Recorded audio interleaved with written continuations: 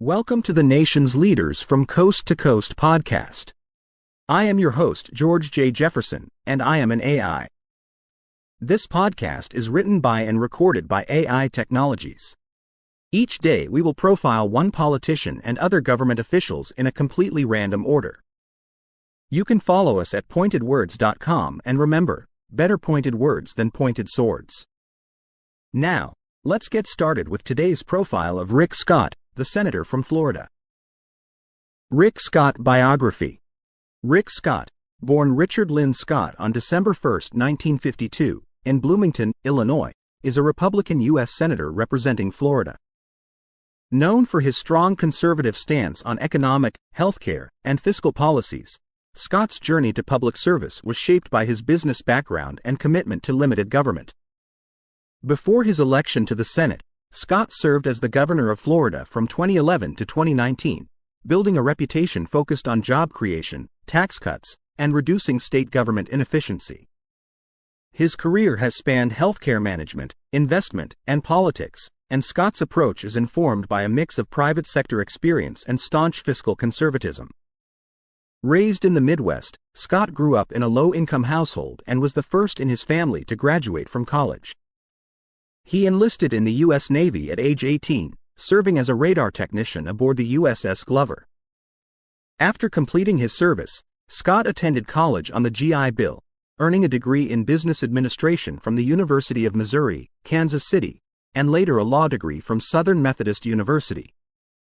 These early experiences instilled in him the values of self-reliance and hard work, themes he would emphasize throughout his career. Scott initially practiced law but eventually turned to the business world, co-founding Columbia Hospital Corporation in 1987, which would become one of the largest healthcare companies in the U.S. Under his leadership, Columbia HCA grew rapidly, though it later faced legal challenges related to Medicare fraud, resulting in a significant settlement with the government.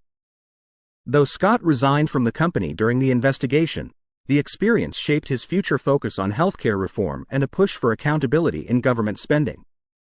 In 2010, Scott announced his candidacy for governor of Florida, running as an outsider with a strong focus on job creation, tax cuts, and conservative values. Despite being a political newcomer, Scott defeated his opponents in both the primary and general elections, largely thanks to his business background and self-funded campaign. During his 2 terms as governor, Scott emphasized economic growth and job creation, overseeing a significant drop in Florida's unemployment rate and a surge in job opportunities. He implemented tax cuts, rolled back regulations, and focused on reducing the size of the state government, appealing to conservative constituents throughout Florida. In 2018, Scott launched his campaign for the U.S. Senate, challenging incumbent Democratic Senator Bill Nelson. The race was one of the most competitive in the country, with Scott ultimately winning by a narrow margin.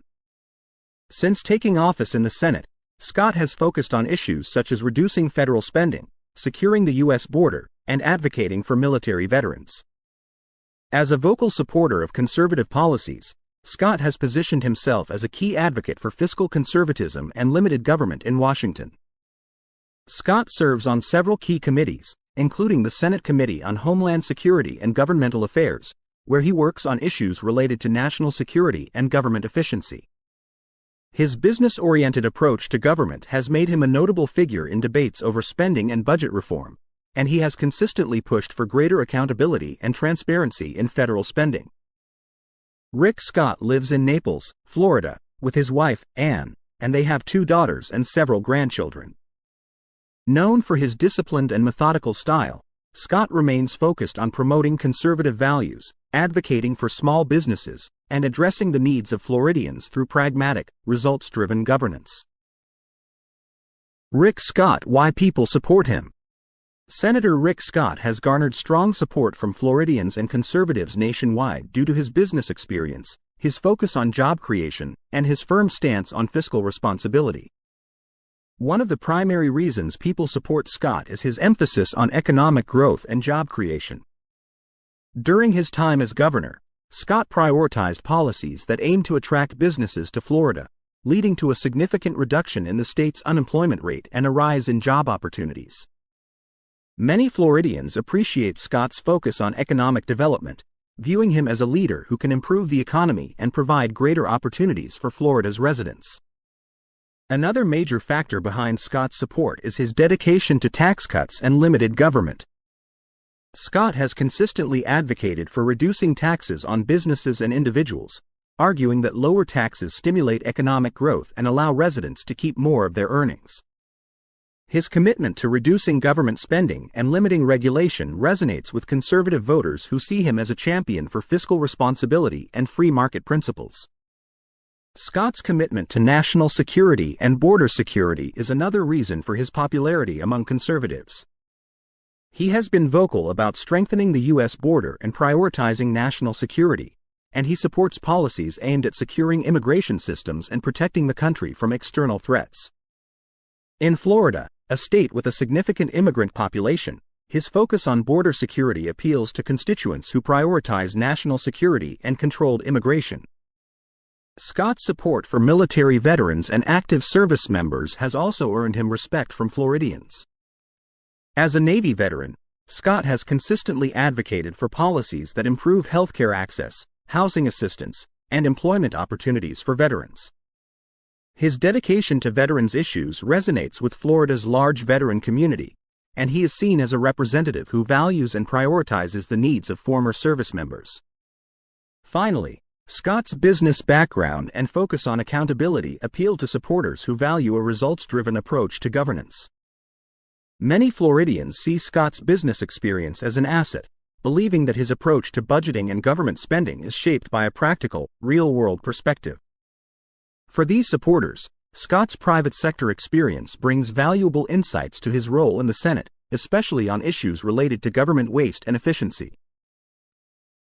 Rick Scott: why people don't support him. Despite his popularity among conservatives, Senator Rick Scott also faces criticism from various groups who disagree with his policies and his approach to governance. One of the primary criticisms of Scott is his stance on healthcare and his history in the healthcare industry. During his time as CEO of Columbia HCA, the company faced allegations of Medicare fraud, resulting in a significant settlement with the government. Critics argue that Scott's leadership in the healthcare industry raises questions about his commitment to affordable and ethical healthcare policies, and they are concerned that his approach may not prioritize the needs of vulnerable populations. Scott's focus on tax cuts and limited government has also drawn criticism from some constituents who feel that his policies disproportionately benefit businesses and high-income earners. Opponents argue that Scott's approach to tax cuts and deregulation may benefit corporations at the expense of funding for public services, such as education and healthcare, which are essential to many Floridians. This stance has led some to view him as favoring corporate interests over the needs of working families. Another area of criticism is Scott's stance on environmental issues. In a state like Florida, which is highly vulnerable to climate change and rising sea levels, some constituents feel that Scott's policies have not done enough to address environmental protection and sustainable practices.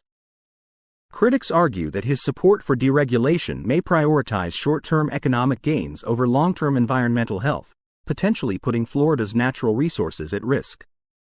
Scott's position on immigration has also been a point of contention in a state with a significant immigrant population.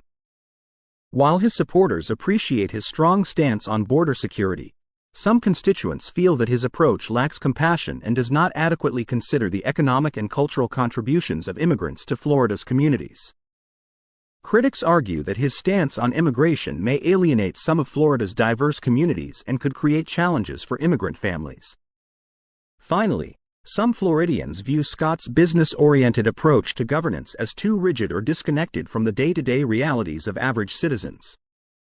Opponents argue that his focus on efficiency and budget cuts can overlook the need for social safety nets and public investment in areas like healthcare, education, and infrastructure. For these critics, Scott's emphasis on a business model for government does not fully address the unique needs of Floridians. Thanks for listening, and remember to join us at pointedwords.com, where you can follow the podcast and join in the discussion.